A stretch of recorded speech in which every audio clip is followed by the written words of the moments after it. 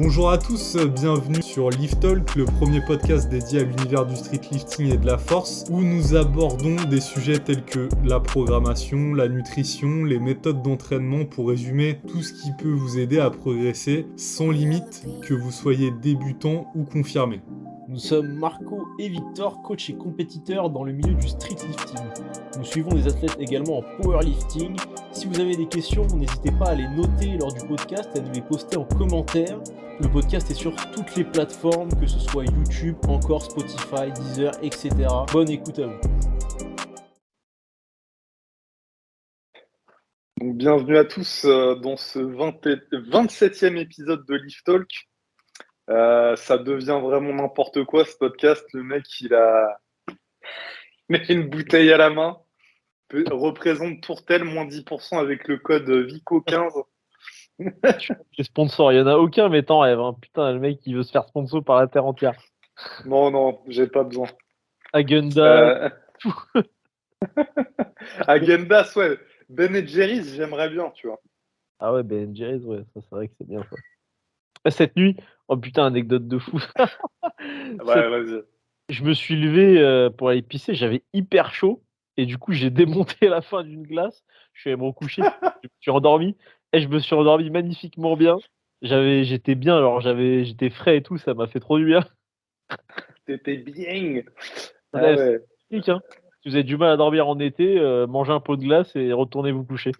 C'était quoi comme glace? Je sais pas parce que c'était dans le congélateur de ma copine et je me rappelais juste qu'il y en avait et que j'ai pas allumé la lumière pour pas faire de lumière, etc. Je l'ai mangé dans le noir. Mais c'était genre, je sais pas la marque, mais c'était genre Cookie Dough, je crois, le goût. Ah, donc c'était Ben Jerry's, alors, sûrement. C'est pas Ben Jerry, mais c'était genre une sous-marque, c'était un truc Lidl, je pense. Ok, Non, d'accord. Lidl, Forever. D'ailleurs, comment vas-tu, mon cher Victor? Là, j'ai vu que tu n'apparais pas sur la liste des sélectionnés à Final. Qu'est-ce qui se passe? C'est vrai, et en plus ça me fait Les rire. présélections. C'est vrai, parce que en plus ça me fait rire parce que ce matin, Abdou, il m'a envoyé un message avec 3 points d'interrogation. Bah t'es où là et tout? Je lui ai dit c'est parce que j'ai pas fait encore toutes les perfs, etc. Et il m'a dit mais tu t'en bats les couilles, tu peux quand même déjà t'inscrire. Et ouais, c'est vrai qu'il a raison. Donc là, je vais le faire très prochainement. Ok. Ouais, bah, moi aussi, j'avais un peu peur. Je me suis dit, en fait, la question que je me suis posée, c'est mince, il a peut-être changé d'avis et puis il veut plus y participer parce que. Non, c'était pas ça. C'était vraiment juste, pour moi, en fait, il fallait joindre l'inscription avec ce qu'il demande, c'est-à-dire la publication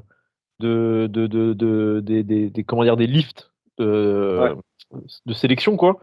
Et c'est pour ça, moi, en fait, souvent, là, ce que j'ai fait la semaine dernière, c'est que j'allais sur Insta, je tapais hashtag finalrep et je lançais la recherche pour voir, parce que je me disais, tu vois, si tu fais ça comme publication, certainement que tu mets hashtag finalrep, j'imagine et tout, et je voulais voir un petit peu les mecs qui tentaient de se qualifier, et je voyais 0 publication. Alors je me suis dit peut-être qu'ils mettent juste pas le hashtag et j'ai pas le bon truc pour les chercher. Mais je me disais, bah, et en fait, je pense que c'est juste que les gens ont pas encore posté ou j'en sais rien, tu vois. Ouais, bah, je pense qu'ils attendent un peu le dernier moment. Ouais. Ouais, c'est marrant, je vois. Ok. Donc, bah, nous, tu as vu, tu as Christelle et Claire qui sont présélectionnés. C'est une liste qui est encore temporaire, hein, c'est pas la liste finale. Donc, on verra. Et puis, bah, quand ça sera bouclé, on prend les petits billets pour Cologne et puis let's go. C'est ça. Et aussi, putain, truc marrant, ça j'ai failli te l'envoyer. Je sais pas si t'as vu femmes françaises qui participent. T'aurais une réponse à me dire? Qu'on n'aurait pas Ouais. pensé. En moins de 57, je crois. Euh, Attends, alors en monde 57, Je bah, crois. il y a Christelle et puis il y a une autre personne, mais je me rappelle plus le nom. Et bah, c'est Je The crois. Human Movement Therapy, Victoria. Ah ouais? Ah ok. Ah, hein, des barres. Bah, c'est vrai qu'elle a Et, trouvé un bon niveau en lesté. Après, elle fait du power, donc elle a un bon squat. Et après, bon, bah, j'en sais rien. J'imagine qu'elle doit s'entraîner au muscle up anneau spécifiquement. et attends, mais c'est des super barres, ça. Ouais, elle a des bonnes perfs, hein, donc, Elle a faut- un gros squat sûrement, non?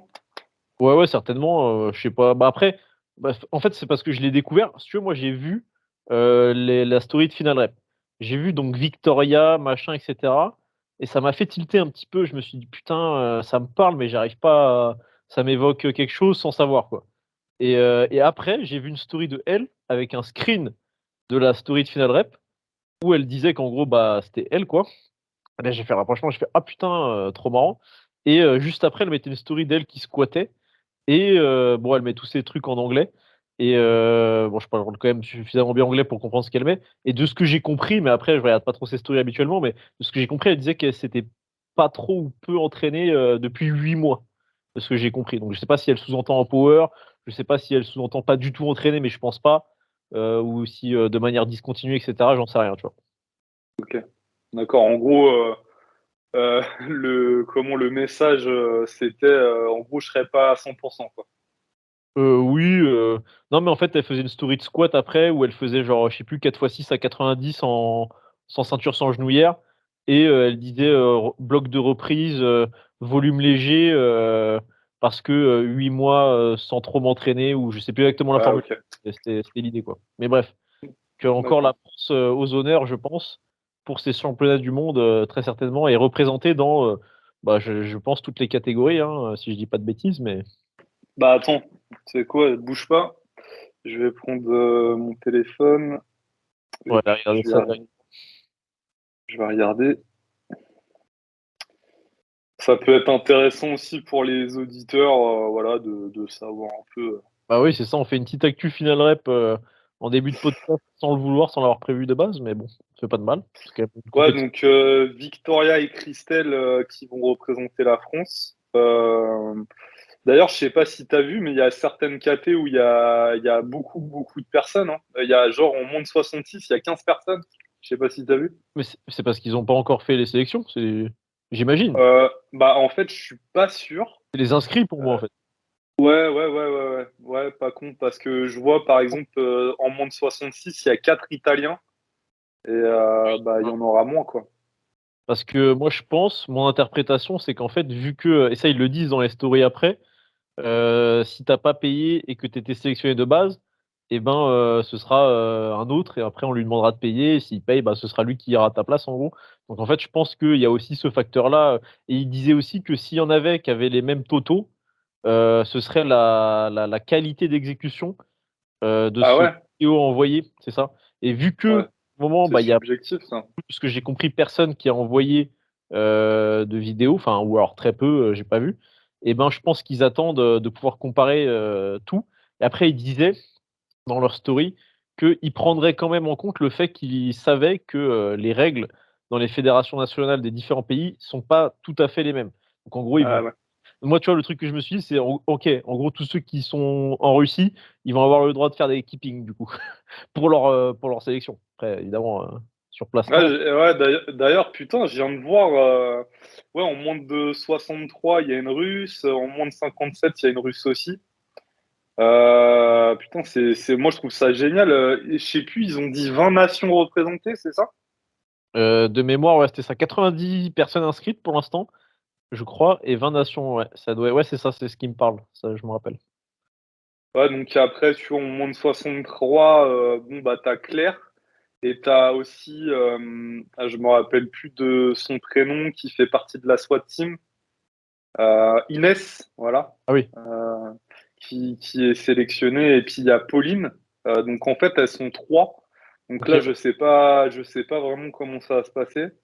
Ah ouais, bah, Euh, Après, en moins de 70, il n'y a pas de française. En plus de 70, il n'y en a pas non plus. Et après, chez les hommes, bon, bah, il y a Ashura en moins de 66. Il est tout seul. Et puis après, en moins de 73, il y a non, comment parce que dire, il y avait un mec, qui l'avait battu en championnat de France, l'année dernière, à moins de 66, qui avait un très ouais, gros squat, une très grosse dips, je pense, donc ça m'étonne qu'il participe pas. ouais. Après, en moins de 73, il y a Aubin et il y a François Lee, là, Vas-y, ouais. à Fronzy. Donc, du coup, après, en moins de 80, bah, il y a Abdou qui représentera Heu, l'Algérie. j'ai vu. Euh, Mathieu Bourgeois, je sais pas qui c'est. Tu sais qui c'est? Non, je connais pas. Je sais pas qui c'est. Sauf Et après, il y a Christelle Romain, que je sais pas. Enfin, Christelle, c'est son nom, j'imagine. Et Boucharad Faudil, Ah, je crois savoir qui c'est. C'est parce que je ouais. le suis sur Insta.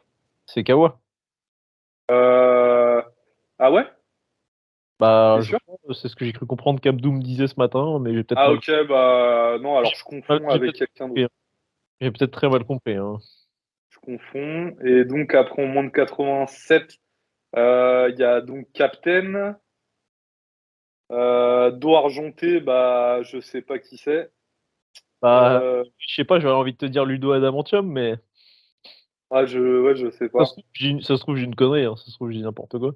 Bah, bah, en plus, c'est ça aussi que je me disais, c'est qu'ils ont mis, je sais pas en fait la liste, j'imagine que c'est l'ordre inscrit, parce que c'est de toute évidence pas le Ouais, classement, oui, oui. et c'est pas Ouais, non ouais, plus alphabétique. ouais. Donc, C'est la réflexion que je m'étais faite. ouais. Après, en moins de 94, bah, il y a notre ami Théo. Et ce que je trouve étonnant, c'est qu'il n'y ait pas encore Baki qui soit inscrit. Il y a pas aussi en 87, j'ai pas vu a priori José non plus encore. Ouais, exact. Ouais, ouais, Alors il n'y que a pas. théorie, parce que normalement en 87, ça devrait être Ludo et lui qui devraient être sélectionnés, hein, j'imagine. Je vois pas trop qui peut rivaliser, Ok. j'avoue. Et après, en plus de 94, il y a notre ami Maxime, le gros Maxime.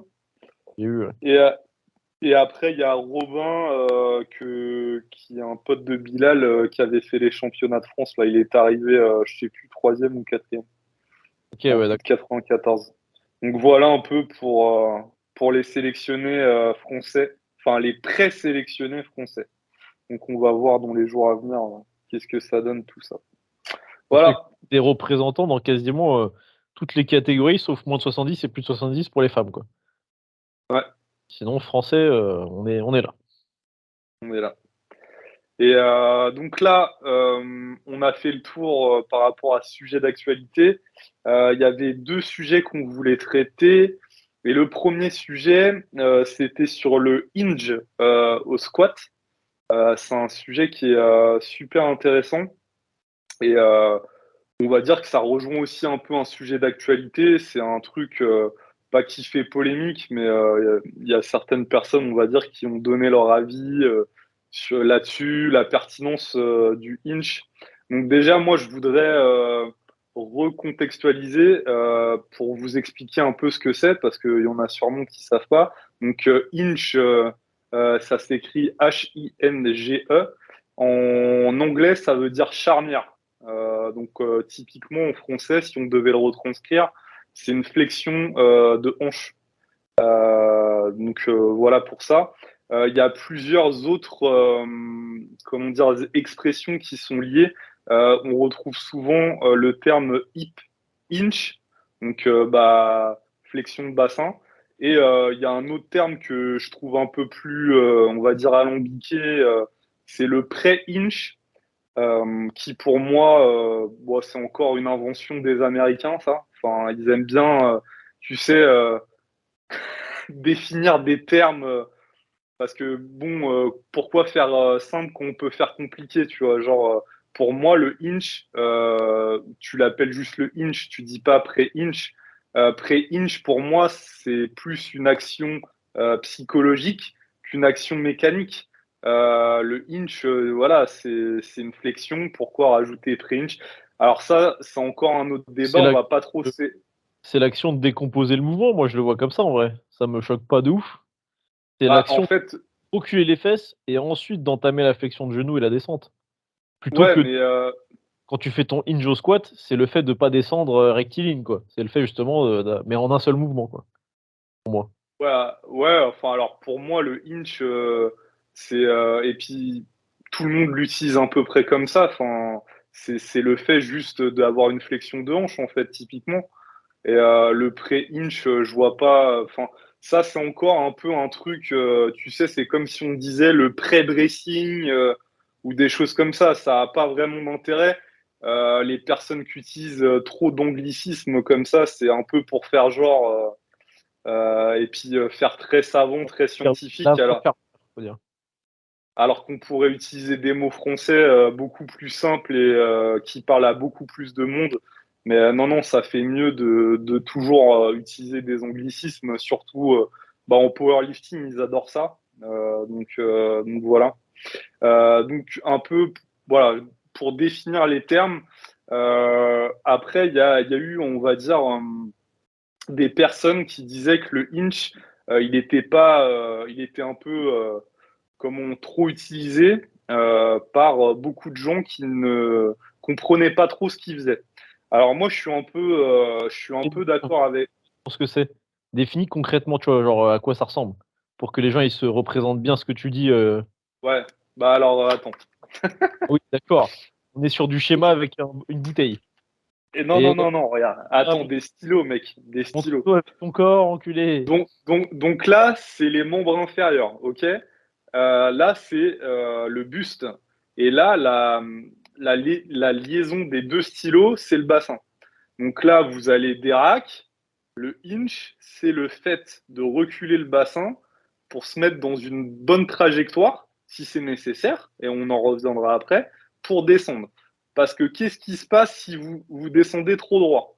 Donc là, vous allez faire votre squat. Alors attends, c'est ouais comme ça. Le problème, c'est que tu as pas de genoux sur ton Bah ouais, c'est ça. C'est ça. Donc attendez, comment je pourrais faire? petit cri. Donc là, en fait, je vais juste vous imager le buste. Donc là, le buste, si vous descendez trop droit, ce qui va se passer, c'est que vous allez descendre et à la remontée, c'est les fesses qui vont remonter en premier, en fait. Alors que si vous mettez directement avant d'entamer la descente dans une bonne position, encore une fois, qui vous convient, vous allez rester dans la même trajectoire, les mêmes rails. Donc voilà un peu pour. Enfin, je pense que maintenant c'est hyper clair pour vous le inch. Et donc, je reviens sur ce que je disais. Je pense qu'effectivement, il y a des gens qui le font parce qu'ils reproduisent ce qu'ils ont vu, par exemple, sur les réseaux, sans forcément comprendre l'intérêt. Il y a aussi le fait que il y a aussi un type de personnes qui, enfin, pour eux, on va dire, ça va pas être forcément très bénéfique. Ça va pas être game changer pour eux d'utiliser le inch ou tout du moins dans une mesure, dans une faible mesure. Moi, je suis pas. Vous connaissez un peu les discours qu'on a sur ce podcast-là. Moi, je suis pas pour les extrêmes. De là à dire que le inch, en fait, ça s'adresse à très très peu de gens et que la majorité aurait tout intérêt à ne pas utiliser cette technique-là, je suis pas d'accord. Et là, je vais un peu argumenter justement ce truc-là. C'est que déjà, il y a des aspects morphologiques qui sont évidents. Quand vous avez des fémurs de hobbit, c'est beaucoup. Ils sont visés, il m'a regardé, il m'a lancé un regard. Quand vous avez des fémurs assez courts, vous allez être moins impacté si vous faites pas de inch. Encore que, on peut le constater que même des athlètes qui ont des morphologies qui les prédisposent à, par exemple, squatter en high bar, ne pas trop faire de flexion de bassin, des fois, ça peut leur être bénéfique d'avoir un léger inch. Euh, En ce qui concerne les personnes qui sont longilignes, les sauterelles, avec des longs bras, des longues jambes, je dirais que dans la plupart des cas, ça va être gagnant. Ça va être gagnant. Euh, et puis, ce que je pourrais rajouter de mon expérience, parce que il y a tout l'aspect, comment dire, scientifique, l'aspect aussi personnel, parce qu'on a toujours un peu une vision biaisée des choses sur ce qu'on applique, sur ce qu'on n'applique pas, etc. Mais moi, de toutes les personnes que j'ai pu coacher ces dernières années, que ce soit en physique, que ce soit à distance, j'ai pu constater que le inch était majoritairement représenté, on va dire, et que c'était payant dans la majorité des cas. Encore une fois, toujours à nuancer, il y a le inch, le bon inch et le mauvais inch. C'est quoi le bon inch, Victor? Alors, c'est quand, Bah, bah, c'est quand tu fais le inch, Mais c'est le mauvais hinge, en fait. Alors que le Voilà, bon hinge, ça n'a rien à voir. Parce que le bon hinge, tu fais le hinge, mais mais c'est c'est le un bon bon hinge. hinge. Voilà, c'est ça, exactement. Tu as la ref. Et, et donc, ça, c'est assez factuel. Après, je laisserai la parole à Victor. Je pense qu'il fera son analyse et son retour d'expérience là-dessus. Donc, moi, en fait, dans les faits, dans le réel, c'est un truc que j'ai pu constater. Après, il y a d'autres réflexions qui viennent se greffer à ce truc-là. C'est qu'on pourrait dire, ouais, mais du coup, la tension des membres de la chaîne postérieure, si tu fais ton inch, il est moins important. Ça, bah, je suis pas d'accord. Parce que effectivement, on étire de manière passif les ischios, mais c'est pas pour autant que, par exemple, on n'arrive pas à avoir une contraction des fessiers et qu'on n'arrive pas à mettre en tension la chaîne poste, en fait. Parce que ça, c'est un argument qui est revenu. Deuxième chose, on pourrait dire, ouais, mais en fait, quand on est sur des hautes intensités, ça pose souci à la remontée. Il peut y avoir à un moment de la remontée où on perd un peu la trajectoire, etc. Et ça vient foutre un peu la merde grossièrement sur l'exécution. Alors moi, j'ai deux choses à dire à ça. Je pense les personnes qui disent ça se trompent complètement. Ça ne vient pas du tout du inch. Ça vient de deux choses. Et c'est deux choses que j'ai pu constater. Premièrement, c'est le placement de la barre.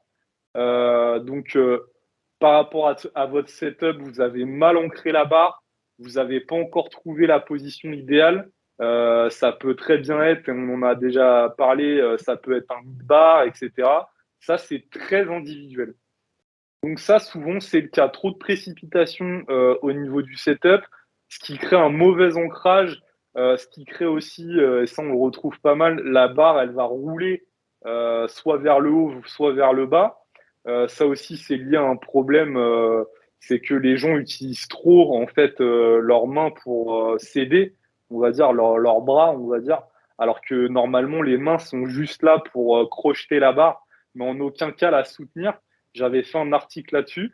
Et le deuxième gros point, et là, pour moi, c'est le plus gros point, c'est le bracing.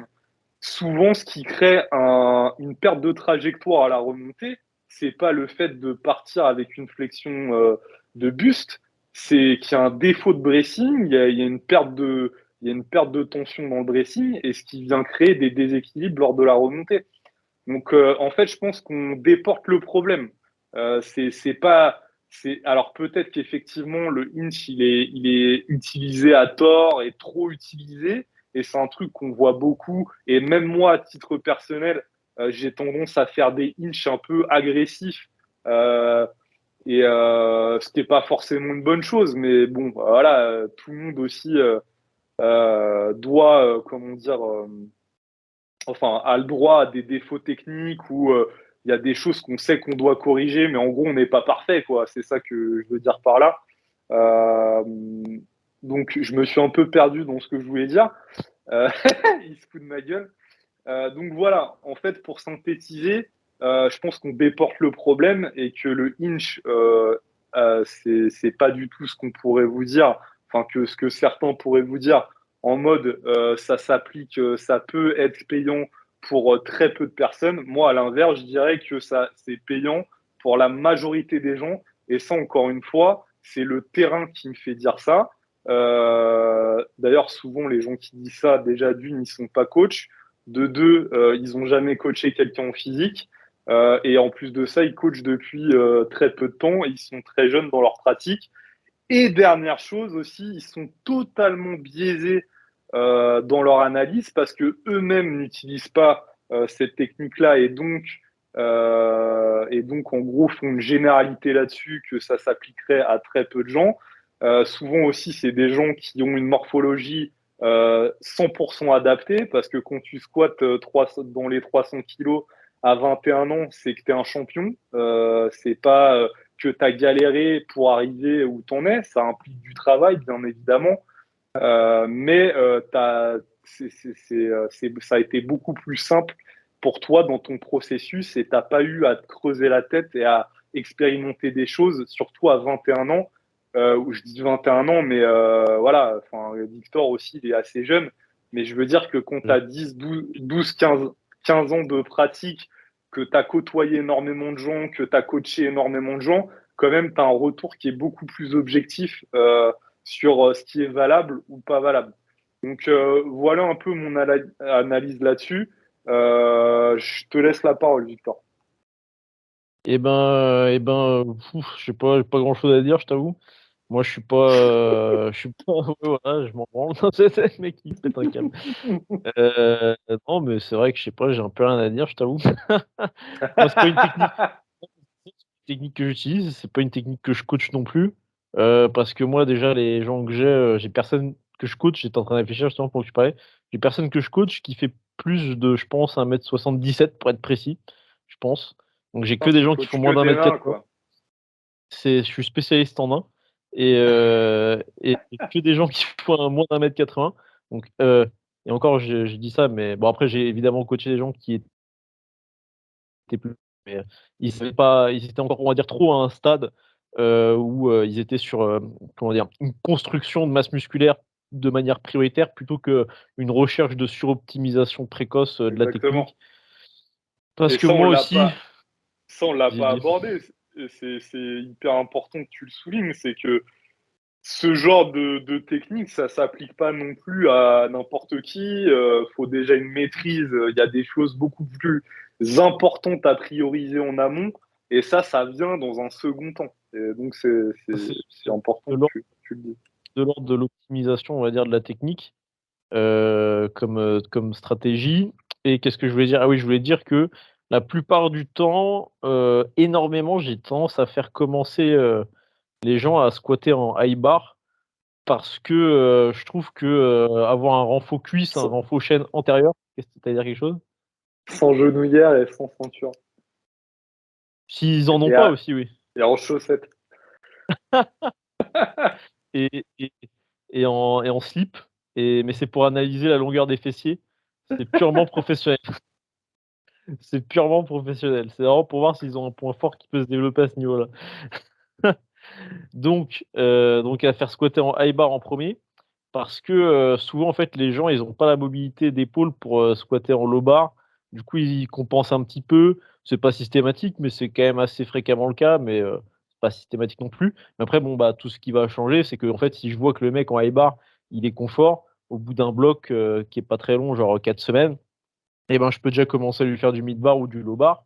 Mais généralement, pour pas brusquer, on va dire, la mécanique, parce que quand tu fais du low bar alors que tu es pas, souple, au niveau de la rotation externe des épaules, tu vas avoir beaucoup de compensations, qui font qu'en fait ta technique va être, pas bonne sur plein d'aspects et que ça va être super dur en fait de la corriger parce que la limitation, de la souplesse, elle est, trop importante et du coup bref, ça rend les trucs compliqués à ensuite intégrer des prérequis de base, l'alignement au niveau du tronc et cetera, d'avoir une position qui est safe et pas douloureuse, en permanence, bref. Donc c'est pour ça que pour moi le high bar, c'est un peu le truc, facile et je trouve que, comment dire? Sur le squat pour moi c'est un mouvement, de dominante de genou si on parle en termes de musculation. C'est-à-dire que si tu fais, de la musculation pour te développer musculairement et ben, le squat, le back squat et ben, tu vas l'introduire en priorité quand même pour muscler la chaîne antérieure, les quadriceps et justement tu vas avoir un mouvement avec un pattern très majoritaire de hinge, genre du soulevé de terre, n'importe quelle variante, roumain et cetera, pour muscler la chaîne postérieure. Donc, pour moi, on va dire que, la base du squat, avant toute optimisation, c'est quand même plus du squat, high bar, où tu as une certaine verticalité et une recherche d'activation, des, extenseurs du genou. Après évidemment qu'en fonction des morphologies, il y en aura qui, les sentiront moins. Mais disons que, pour moi, il faut chercher avant à essayer quand même de renforcer la chaîne antérieure via le squat, à avoir un pattern parce qu'en fait, si tu veux, si tu pars trop vite sur, l'optimisation low bar et cetera et ben, tu vas avoir un squat pas mal penché, un squat, qui va être, souvent, un peu tendancieux de plus en plus aussi par rapport aux critères, qui sont donnés et cetera. Pareil, un squat où le cul va remonter, bien avant le reste parce que tu vas chercher justement à utiliser le plus possible la chaîne postérieure, donc tu vas mettre pas mal le dos en porte-à-faux. Donc bref, je suis en train de faire tout un descriptif pour dire que, généralement quand je fais commencer les gens, s'ils ont un niveau intermédiaire, débutant et ben, je vais leur faire faire du squat high bar en priorité Et après, évidemment, s'ils ont déjà un passif sur le squat, qui maîtrisent la position et qu'on est déjà sur du registre de l'optimisation, et ben là, je peux déjà leur faire, si c'est ce qu'ils faisaient déjà, du low bar. Mais donc j'aurais tendance à orienter les gens en priorité vers le high bar. Et du coup, après, comme on disait, bah, la problématique, du hinge, pré-hinge, peu importe, et ben, elle se pose, une fois qu'on a passé ce stade-là, qu'on a bâti, un peu des cuisses, un peu des fessiers et que, on est capable d'abaisser la barre sans que ça soit contraignant sur le haut du corps, qu'on a maîtrisé la technique avec la barre un peu plus basse et là, bah, ensuite il faudra tester, de Mm. faire ou pas cette technique et Et voir c'est comment on se sent. et c'est ça, c'est ça aussi, c'est super parce qu'on arrive toujours à se compléter dans nos propos. Et Et donc c'est en fait tout ce tiens, que j'ai oublié de dire, t'es en train de le dire. C'est que il va falloir aussi expérimenter. Il se peut que ça vous ne convienne pas et tout ça, voilà, faut le tester sur le terrain. Et c'est pas une recette magique non plus. Par contre, bon là, c'est des pourcentages que moi j'ai pu constater encore une fois sur le terrain. Si vous êtes longiligne, vous faites plus d'1,85 m, enfin allez même plus d'1,80 m et que vous êtes longiligne, il y a de fortes chances qu'un inch, encore une fois, adapté à vous personnellement, vous sera bénéfique. Et souvent, on le voit tout de suite. En fait, quand la personne, elle part un peu moins droit, bah, ça règle énormément de choses. Et encore une fois, si après, ça crée d'autres problématiques, ça vient pas forcément de là. Ça vient souvent d'autres choses. Donc, c'est un peu ce que je voulais dire. Donc, je te laisse poursuivre. après sur la mécanique globale, en fait, s'il y a des variations en termes de position qui sont trop importantes au cours du mouvement et ben, ça va, créer une instabilité. Donc en fait, c'est pour ça aussi que l'intérêt, de reculer les fesses avant d'entamer la flexion, ça peut être intéressant. Et ben, c'est vrai que si on est très, très grand, qu'on est droit, qu'on commence la descente entre guillemets «normalement» et ben, il va y avoir une sorte de danse où les genoux vont commencer à avancer. Ensuite, les fesses vont reculer un petit peu d'un coup pour, rééquilibrer le tout et ça va créer une instabilité quand on est très grand. Donc c'est pour ça que, de faire la flexion, enfin le recul des fesses en premier sur la mise en tension en quelque sorte et ben, ça permet, bah, justement de mettre en tension et d'avoir au cours du mouvement avec la charge, donc là où on est contraint, moins grande variation de la position du buste et donc d'être moins gêné, moins d'avoir de risque d'être déséquilibré, d'avoir le gainage qui va être mis à mal et cetera et cetera. Donc après faut, de toute façon c'est simple, hein, faut voir en fonction pour faire une sorte de résumé conclusion et ben, est-ce que vous êtes, grand, pas grand? En gros, est-ce que vous êtes à plus d'1,80 m, moins d'1,80 m? Ensuite en termes de levier, bon, bah, ça c'est un peu, c'est on va dire ça requiert, une analyse mais, est-ce que vous avez un rapport, longueur du buste versus longueur des jambes qui va être, plus en faveur de la longueur des jambes ou alors en faveur de la longueur du buste? Mais bon, déjà, on va dire que, si vous faites, moins d'1,75 m, peu importe, on va dire le rapport de longueur, à moins qu'il soit vraiment genre, oufissime, vous êtes dans tous les cas catégorisé petit. Moi, entre guillemets, j'ai un buste qui est plutôt court par rapport à la longueur de mes jambes, mais, en vrai, ça change rien parce que, j'ai quand même un squat de mec qui a des petites jambes, même si mon buste proportionnellement est plus petit. Ce qui fait que par contre, je suis quand même extrêmement avantagé au soulevé de terre. Théoriquement un peu plus qu'au squat. Même si, je suis plus avantagé au squat qu'un mec qui fait 1,85 m et qui a proportionnellement des fémurs petits. C'est pour ça que, il y a toujours cette logique de individualisation, entre guillemets «à outrance». Mais en fait, c'est simple, hein, il y a les grands et il y a les petits et il y a un moment, même si tu es bréviligne et que tu es grand, bah, tu es quand même grand avant d'être bréviligne, en fait. Donc la mécanique, elle sera aussi en fonction de ça. Même si après, il y a des individualités très précises. Moi, je sais que j'ai des mecs en tête, hein. Je pense à un mec précisément au CrossFit, un mec qui doit faire plus d'un mètre, il doit faire 1,85 m je pense et lui, pour le coup, c'est vrai qu'il a un buste très, très long par rapport à ses jambes et le mec squatte, extrêmement droit sans souci et pour le coup, bah, là, ce serait une des très rares personnes où faire un hinge serait peut-être pas très, bénéfique pour sa taille parce que, en fait, quand il squatte naturellement, il y a pas une très grande variation de, la position de son bassin. C'est-à-dire qu'il va pas avoir besoin de le reculer énormément lors de sa descente. Donc le pré-reculer, ça changerait pas grand-chose, sur sa mécanique. Mais donc bref, la conclusion, c'était ça. Si vous êtes grand, vous bénéficierez certainement de cette, technique. Ensuite, si vous êtes entre 2, c'est-à-dire entre un 75 et un 80, Et ben là, ça dépendra peut-être des rapports de longueur buste versus cuisse. Et après en petit, à nouveau, il peut y avoir des changements, mais globalement, il se peut que vous en ayez pas besoin ou alors après c'est une question de confort. C'est aussi une question en fait aussi de comment vous vous ressentez en Mm. termes de, points forts fessiers versus cuisses. Si, vous êtes très fort en cuisse, vous en bénéficierez peut-être moins. Si vous êtes très fort en chaîne poste, et ben, c'est vrai qu'en fait, de reculer les fesses, ça met en tension aussi, les ischios qui sont pourtant, généralement pas tant sollicités que ça, en fait, sur le squat. Mais le fait de les, parce qu'ils sont pas tant sollicités parce que tout simplement, quand on descend, bah, on fléchit les genoux. Donc même si on les étire un peu au niveau des hanches, ils sont tellement raccourcis au niveau des genoux que, généralement ça laisse du mou. Mais si jamais, vous arrivez à les garder en tension parce que, bah, justement, on les met beaucoup en tension quand on recule les fesses et ben, après ils peuvent être sollicités et bref, si vous êtes très fort, sur du terre roumain et cetera, que vous faites du terre avec les fesses très hautes, bah, là, vous serez quand même très fort aussi, quoi. Enfin bref, c'était un Bah, résumé très long, ouais, mais c'est bien, ça complète bien ce que je disais avant. Et bah, typiquement, moi, par exemple, sur mon squat, je sens énormément mes ischios.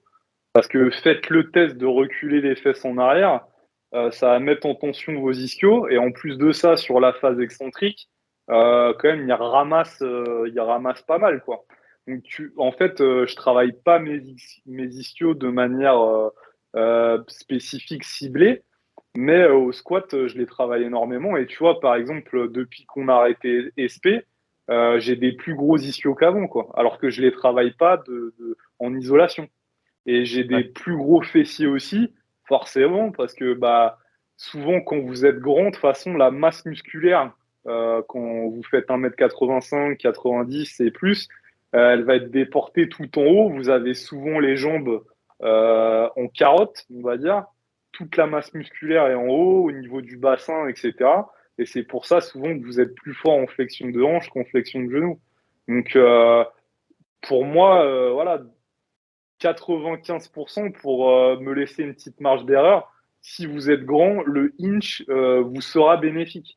Après, il y a aussi d'autres choses, ça, on l'a peut-être pas abordé, on finira là-dessus, mais il y a des gens qui n'ont jamais utilisé de inch et qui arrivent et qui pourtant en bénéficieraient.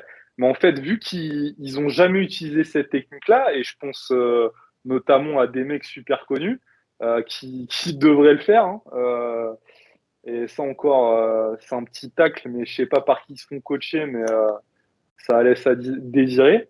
Mais les mecs veulent absolument squatter droit. Ils n'ont pas compris qu'on en avait rien à branler et que le plus important, c'était la charge. Bref, c'est encore un autre débat. Mais quand vous êtes grand et longiligne, à 95%, vous avez tout intérêt à le faire. Et si vous le faites pas, moi je dis essayez de l'intégrer peut-être sur un bloc et comme ça vous faites votre idée. Peut-être qu'il faudra jouer ensuite sur le placement de la barre au niveau de la hauteur, parce que ça sera un petit point peut-être à modifier. Mais tu sais, souvent les gens, tu sais, ils se disent bon, vas-y, ça fonctionne, vas-y, je vais toucher à rien. Euh, mais en fait, des fois, ça vaut le coup de faire un pas en arrière et deux pas en avant. Et encore autre chose qui me vient à l'esprit, c'est que tu as l'aspect aussi santé. Quand je vois des mecs, je sais pas, de 2 mètres qui squattent et qui arrivent en bas écrasés comme des crêpes, qui remontent tout en lombaire, moi, je pense que ça va mal se terminer, tu vois. Enfin, je leur souhaite pas, mais on en reparle peut-être dans quelques années, quoi. Donc, mais bon, c'est le genre de mec qu'on va plus en entendre parler, quoi. Enfin, tu vois, on saura pas ce qui s'est passé. Et je pense que bah, ça, toi, Victor Raymond, on l'a vu, hein, des mecs, des étoiles filantes qui étaient hyper forts et qui se sont bousillés à avoir des techniques bah, qui étaient pas super optimales, quoi, et pas super santé aussi, parce que faut bien prendre en compte que la muscu, les sports de force, c'est un sport long terme, et c'est aussi votre durée de vie dans le sport qui va faire que vous allez performer ou non, quoi. Donc voilà pour ça. Je pense qu'on a un peu tout dit là-dessus. Et Bah, j'avais eu un. Parce que c'est intéressant, c'est comme ça, vas-y, on parle de plein de trucs. Parce que tu parlais de l'aspect technique et cetera, reculer d'un pas pour avancer de 2. Parce que c'est vrai qu'en fait, ce qui est intéressant aussi, c'est que dès qu'on implémente un nouvel aspect technique et ben, on aura les bénéfices toujours Ouais, proportionnellement avec, le temps de pratique qu'on a et qu'on a eu avec une technique qu'on avait auparavant. C'est-à-dire que comme tu as dit, il peut y avoir des gens en fait qui peuvent bénéficier très largement d'une technique par rapport à celle qu'ils ont actuellement, sauf que, la technique qu'ils ont actuellement, ça fait, je sais pas, tu vois, je dis un truc comme ça, 10 ans qu'ils l'ont, tu vois? Et du coup, ils vont mettre en place la technique qui leur bénéficierait et ils vont, évidemment perdre en performance, se sentir moins forts et cetera, mais ça, c'est normal parce que, dès qu'on, désautomatise un truc qui était automatisé, même si le truc en question n'était pas optimal et ben, on a besoin d'y réfléchir. On a besoin également de se renforcer spécifiquement à la position parce qu'il faut pas oublier, ça, c'est toujours une notion qui est très importante, que la force, c'est une caractéristique qui est très spécifique. C'est-à-dire que, vous pouvez, par exemple, être, très fort je sais pas, en traction, admettons, mais vous pouvez être très faible, par exemple, sur des aspects très spécifiques du membre supérieur. Genre en rotation externe d'épaule, ça se trouve, vous êtes très faible. En rotation interne d'épaule, vous êtes très faible. Sur des amplitudes très importantes et cetera, sur des fins d'amplitude. Ce qui peut vous amener ensuite à vous blesser, de pas travailler justement spécifiquement ces trucs-là. Mais bon, bref, ça, c'est pas sans trop rentrer dans les détails. Mais bref. Donc en gros, on peut avoir de la force dans un mouvement, dans un pattern, et pourtant être très faible dans un truc proche, mais avec quelques petites différences. Donc une personne qui aura, utilisé une technique pendant très longtemps sur un mouvement qui va changer, et ben, il peut mettre énormément de temps, genre, plus d'1 an, avant de, réussir à ressentir réellement les bénéfices de la technique. Donc après, bah, c'est toujours une question d'évaluation, de la balance coût-bénéfice. Justement, bah, est-ce que, et c'est généralement ça qui finit par faire changer, les mecs d'ailleurs. Est-ce que, bah, j'ai des douleurs? Est-ce que les douleurs deviennent tellement incapacitantes que ma, progression est, limitée, voire stoppée, voire que je régresse? Et là, auquel cas, et ben, je finis par me décider ouais, à changer ma technique pour en fait, bah, répartir le stress, la tension que je mets sur mon corps lorsque je fais ce mouvement-là et du coup, bah, ça va me rendre évidemment donc moins fort comme j'ai expliqué et cetera et généralement, c'est vrai qu'en fait, les mecs, ils peuvent avoir ce recul-là, de se dire: «Ouais, c'est vrai que si je faisais ça, je serais peut-être plus fort». Sauf qu'en fait, ils sont conscients qu'en changeant ça et ben, ils vont être tellement plus faibles ponctuellement et pendant quand même une durée qui peut être assez longue, si justement, bah, ça fait comme j'ai dit longtemps qu'ils utilisent la technique, qu'ils avaient à la base et ben, ils vont se dire: «Putain, mais en même temps, ça me fait chier parce que, l'ego, ceci, cela et cetera». Comme tu as dit, ça fonctionne, donc pourquoi changer? Même si c'est vrai que sur l'aspect mécanique, tout ça et ce qui finira par les faire changer, s'ils changent et ben, ce serait en effet ça généralement, c'est, de s'être blessé. Parce que, c'est vrai que l'ego, en fait, prime quand même très largement et quand tu dois enlever 50 kilos, 60 kilos, 70 kilos, 80, 100 kilos sur une barre pour, mettre en place un truc et ben, parfois les mecs, ils sont juste pas capables de ça, quoi. Ce que je peux entendre en même temps. ouais, moi aussi, ouais, ouais, on n'est pas là pour juger, hein. Ça se comprend aussi. Et puis surtout quand tu es dans une optique de compétition, on va dire que t'as pas de temps à perdre, si tu veux. Bah, c'est Enfin, aussi ça, ouais, c'est vrai. Mais après le ça temps est compté. c'est ça, mais ça peut être l'erreur que certains font, c'est, Ouais, vu que la force, c'est quand même un sport de très long terme, c'est vrai qu'en fait, te dire: «Bah, je laisse une saison entière où je fais pas les championnats régionaux pour essayer de me qualifier au championnat de France, du coup, je fais pas les championnats de France, je me qualifie pas aux Europe, au monde et cetera et cetera». C'est vrai que sur, l'ego, de se dire: «Bah, je disparais 1 an», ça peut faire mal au cœur, surtout si, je sais pas, admettons, le mec, il a des titres et cetera et que du coup, bah, forcément, il perd tous ses titres, l'année où il participe pas. Et c'est vrai que sur le papier, ça peut faire, bah, tiens, c'est un peu comme The Panache, hein. Tu vois, lui, il avait changé sa technique au squat. Bah, finalement, en vrai, lui, tu vois, d'avoir remonté la barre, je sais plus ce qu'il a fait comme performance, mais je pense que je sais plus ce qu'il a fait comme performance et surtout ce qu'il il a perdu un petit peu, je crois. ouais, il a perdu un petit peu et ce qu'il avait Il a avant dû. comme performance, Comment? je sais pas ce qu'il avait avant aussi comme Bah, performance. je crois de tête comme ça, il y en aura peut-être qui nous corrigeront, mais je crois il y a un delta de entre 7,5 kg et 10 kilos entre sa nouvelle technique et son ancienne. Je crois qu'il avait fait 272, un truc comme ça au squat, et là il est plus aux alentours de 265, il me semble.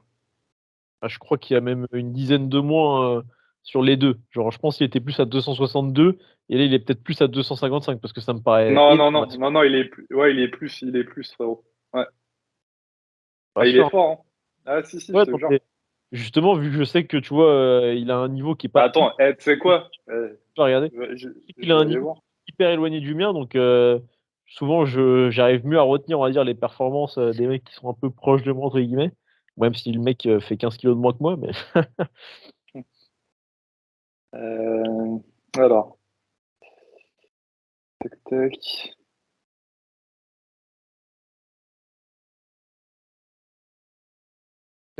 roulement de tambour. Qui a raison? Je pense que c'est moi. Moi, je planifie qu'il a fait genre 250 là en championnat du monde là, avec la nouvelle Ah technique. ouais? Ouais, je pense. Mais y a pas de. Je crois qu'il n'y a pas de récap de son truc là. C'est bizarre. T'as tapé sur quoi? Sur Insta ou sur YouTube? Non, non, sur Insta. Euh, Et ben en tout cas, vas-y, continue de chercher. Moi, je vais dire des trucs. Comme ça, cherche après sur YouTube, tu pourras peut-être trouver. Mais donc, qu'est-ce que je disais? Parce que du coup, en même temps, je me suis perdu.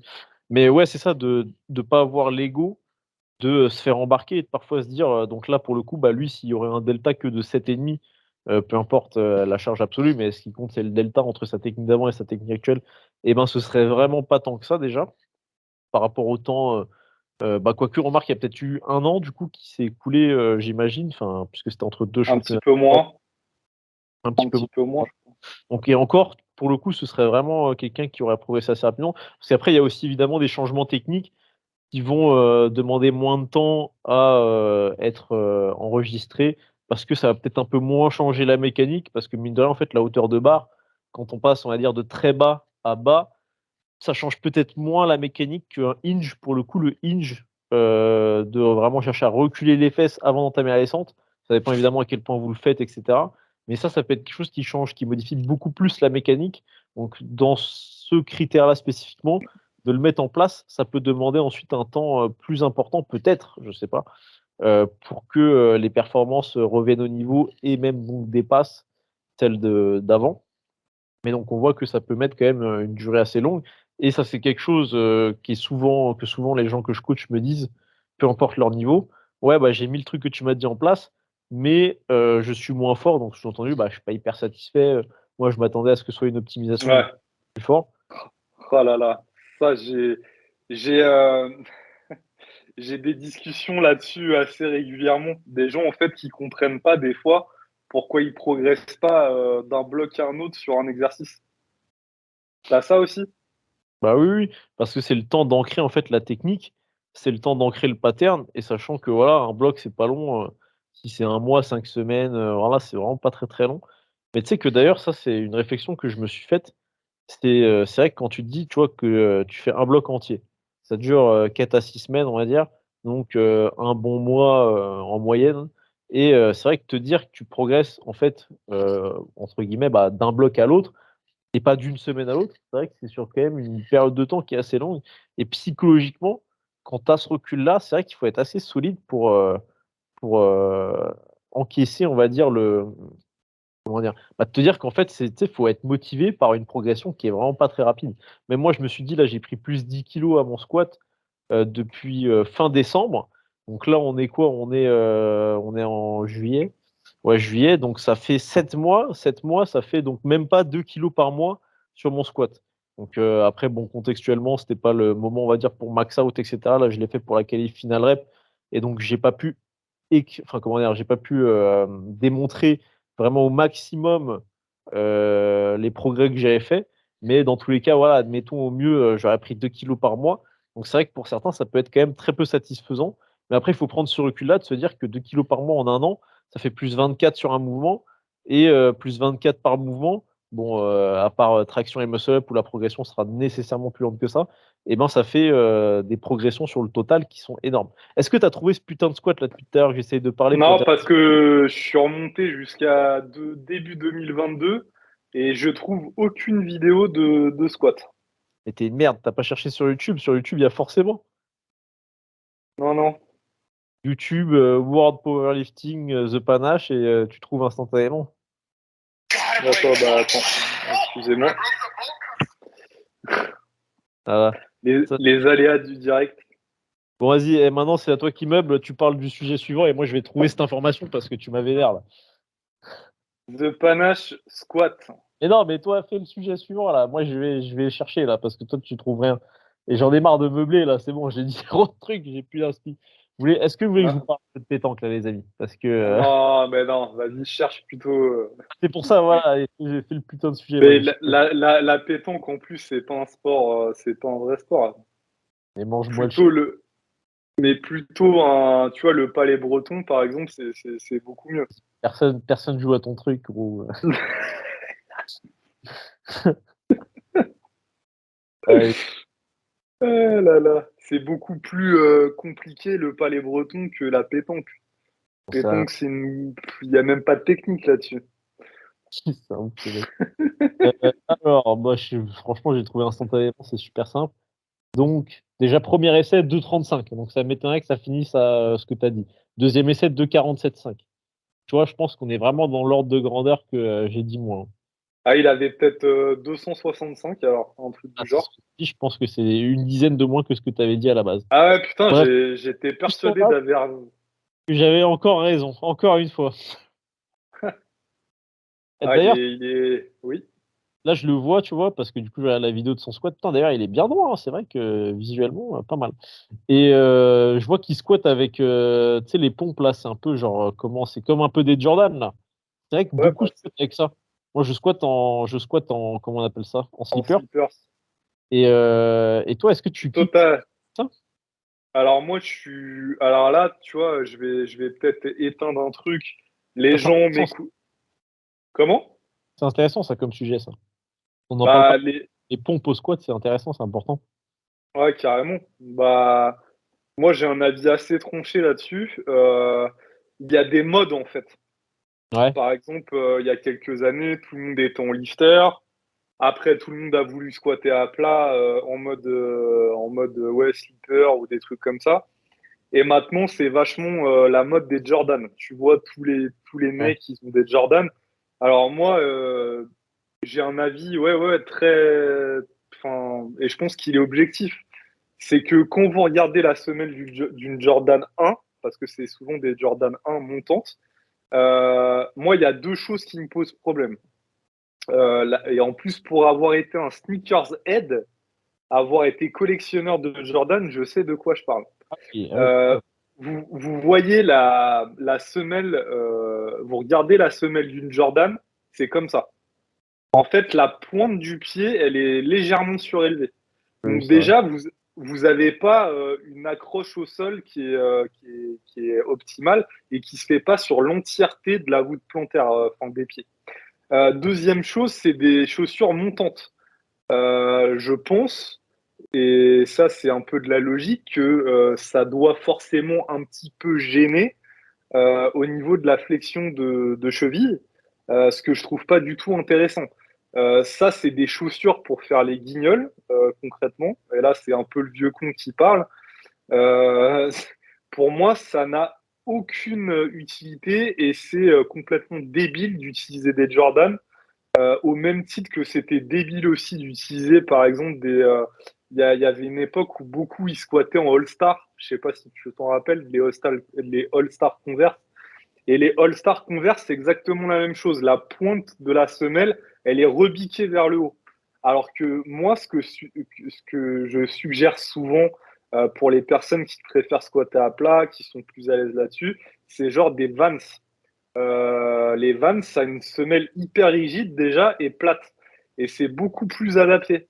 Donc pour moi, les Jordan, c'est de la connerie. C'est juste pour faire le kéké. En fait, certes, ça fait sûrement très stylé, mais dans une optique d'optimisation et dans une optique de performance, tout simplement.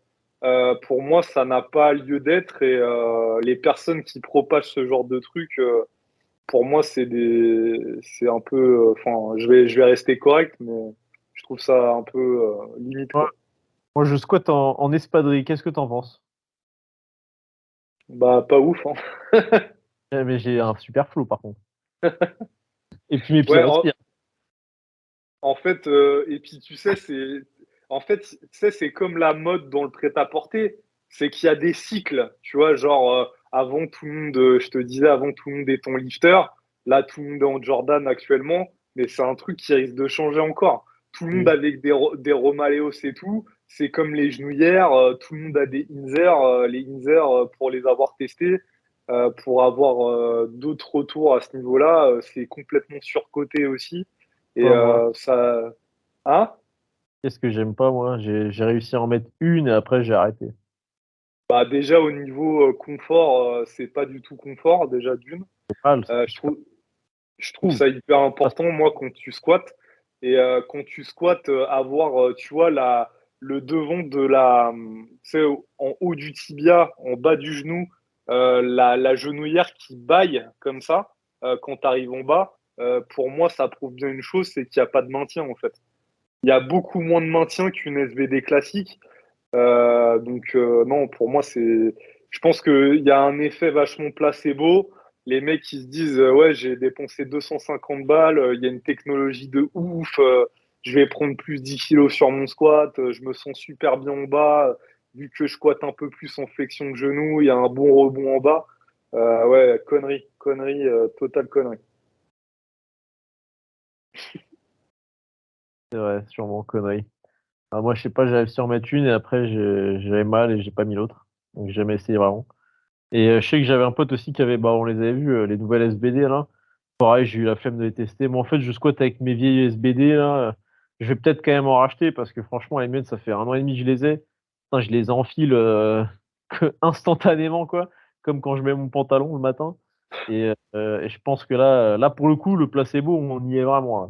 Ah, ça, c'est littéralement du placebo. Même si j'en achète des nouvelles, je gagnerai pas un demi-kilo sur mon squat. Mais bon, disons qu'au moins, disons que le placebo sera plus efficace encore, quoi.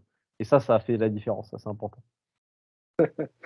Et du coup, on voulait aussi aborder un autre sujet, mais on va se le garder pour la semaine prochaine, parce que là, ça fait déjà 55 minutes d'enregistrement. Bon, Et c'est un. Ah? c'est un sujet qui est long, l'autre sujet? Je me rappelle plus. Ouais, bah oui, oui, c'est un sujet qui est long. C'est un sujet qui a été suggéré par notre ami Virgile, qui se reconnaîtra et qui concerne la durée de vie des exercices d'assistance. Ah Et c'est putain, un. ah, c'est dommage, ça, c'est vrai. Tu m'as dit tout à l'heure. Mais Mais on ouais, se le la garde sous le coude. semaine dernière, t'avais pas teasé un sujet pour cette semaine-là? Ah mince, ah bah ouais, peut-être, et je m'en Putain, rappelle plus, faut que je. t'avais teasé un truc, je crois. Et je t'ai dit, bah ouais, on en parlera et tout, mais j'ai totalement zappé ce que c'était. Faut que je réécoute. Donc, comme d'habitude, je vous laisse liker la vidéo. D'ailleurs, j'ai regardé les stats un peu de la chaîne sur YouTube. Il y a 70% des gens qui écoutent le podcast qui sont pas abonnés. Donc, Ok, abonnez-vous. incroyable.